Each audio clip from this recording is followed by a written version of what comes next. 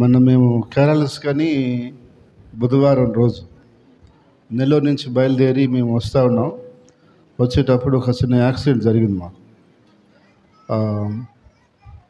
Kommalapudi road దాటి petrol bunk వస్తుంది. Petrol bunk దాటిన తర్వాత ఒక బ్రిడ్జి రిపేర్ చేస్తూ ఉన్నారు. అక్కడ ఒక పక్క వదిలి ఉన్నారు, ఒక పక్క రిపేర్ చేస్తున్నారు. దానికి ముందే బారిగేట్లు పెట్టున్నారు, బ్రిడ్జికి ముందే పెట్టున్నారు. మాకు ముందు వస్తున్నటువంటి కారు అతను ఏం చేశాడంటే, అతను వచ్చే లైన్లో రాకుండా పక్క వచ్చేసాడు. పక్క లైన్లో వస్తూ ఉన్నాడు. పక్క లైన్లో కరెక్ట్గా బ్రిడ్జి ఏమనుకు వచ్చేసరికి అక్కడ బారిగేట్లు ఆపి పెట్టేసి ఉన్నాయి. ఇంకా అతను ముందుకు పోలేడు, పాలక టక్కన ఆపేశాడు. నేను ఇంకొక రూట్లో ఇంకా పోతున్నాయి అనుకొని అతను ఫాలో అయ్యి వస్తూ ఉన్నాను. చిన్న చిన్న వాన పడుతుంది, మట్టి అంతా లేచి అద్దం మీద పడుతుంది, మస్తుగానే ఉంది. సరే ఇంకా ఆయన పోతున్నాడు కదని చెప్పేసి ఆయన వెనకాల నేను వచ్చాను. తీరా ఆ బారిగేట్ ఇక్కడ విడుదలకి అతనికి పోయేదానికి దారి లేదు. ఆయన ముందుకు చూసి తిప్పుకో ఉండొచ్చు, మనకు అడగానే కనిపిస్తుంది. ముందుగా చూసి ఈ పక్క వచ్చేయచ్చు, మామూలు రూట్కి వచ్చేయచ్చు. ఆయన మామూలు రూట్కి రాడా, నేరుగా పోయి ఆడ ఆపి పెట్టేసుకున్నాడు. సరే నాకు ముందు బారిగేట్ కనపడదు కదా, బారిగేట్ ముందు ఆయన ఆగిపోయాడు సంగతి. సరే నేను ఆయన వెనకాల ఫాలో అయ్యి వస్తున్నా. ఆ గోడ మన చర్చి దూరంలో, ఇంత దూరంలో టక్కడ ఆగిపోయాడు ఆయన. ఈ దూరంలో ఎక్కువ స్పీడ్ కూడా లేను, 30-40 కంటే ఎక్కువ స్పీడ్ ఉండదు, సుమారుగా ఒక 30 లేక 40 ఉంటుంది.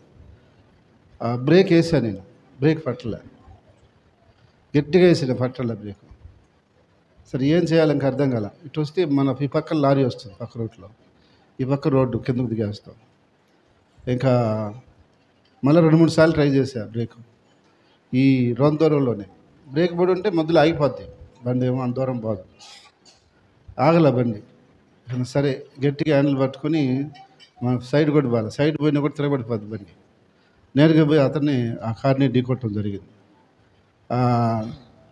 ఎప్పుడైతే కారు ఢీకొట్టామో నాకు బాగా అదిరింది. అంటే ముందు హ్యాండిల్ కదా, ఫాస్ట్ ముందు కూర్చోవద్దా, ఇటు ముందుకు పడిపోయింది. పడిపోవటం ఈ గడ్డ ఇక్కడ తగిలింది, దెబ్బ తగిలింది. మా పాప వెనకుంది కానీ ఆమెకి ఎదిరింది, కానీ ఆమెకేం కాల. అవతల ముందు కూర్చున్న బండిలో కూడా వాళ్ళ బండి మన బండి కంటే పెద్ద బండి, అది పొడుగ్గా కూడా ఉంటుంది, వాళ్ళకు కూడా ఏం కాల. అది వాళ్ళకు కొంచెం వెనకాల కొద్దిగా డ్యామేజ్ అయింది. మన బండికి ఎక్కువగా ముందు పక్క మనం కొట్టాం కాబట్టి ఎక్కువ డ్యామేజ్ అయింది. సరే మొత్తం మీద ఇంకా అక్కడి నుంచి మళ్ళా వాళ్ళ కారులోనే స్టేషన్ కాడికి వచ్చి అక్కడ ఇద్దరం రాసుకొని మాట్లాడుకొని ఇంటికి వచ్చేసాం.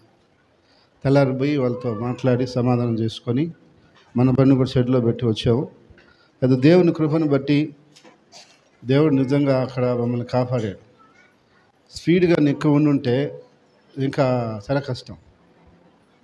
అప్పటికి ఆ స్పీడ్కి మన బండి కొంత భాగం కొట్టుకొని వచ్చేసింది, ఇట్ట అన్నీ లోపలికి వచ్చేసినాయి.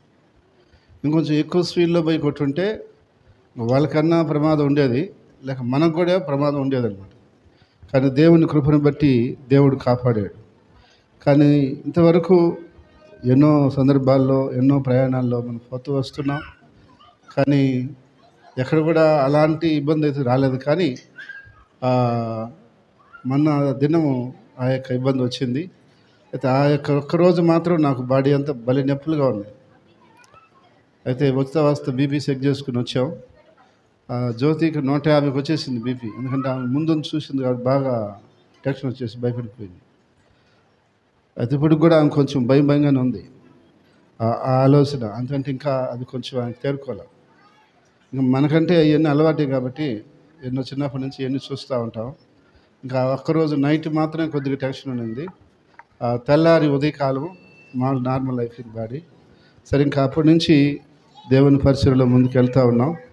దీని వెనకాల ఉన్నటువంటి కారణం చెప్తానంటే, మీ ప్రార్థన ప్రతిరోజు నేను లేచి 10 సందర్భంలో మీరు మా కొరకు చేస్తున్న ప్రార్థన, దేవుని కృప ఆ సమయంలో మమ్మల్ని అడ్డుకున్నదని చెప్పాలి. లేకపోతే ఇంకేదైనా నీకు ప్రమాదం జరుగుంటే ఈరోజు నేను ఇక్కడ వాక్యం చెప్పుండేవాడిని కాదు. ఒకవేళ కాలేజీ మనిషికి ఇంకేం పెద్ద ప్రమాదం లేకపోయినా కాలేజీ ఇరిగినా హాస్పిటల్లో ఉండాలి. ఇప్పుడు వచ్చి వాక్యం మీకు చెప్పలేము. కానీ దేవుని యొక్క సహాయంతో దేవుడు ఇక్కడికి క్షేమంగా తీసుకొచ్చినందుకు ఒకసారి మనందరం దేవుని స్తుతిద్దాం. హల్లెలూయా.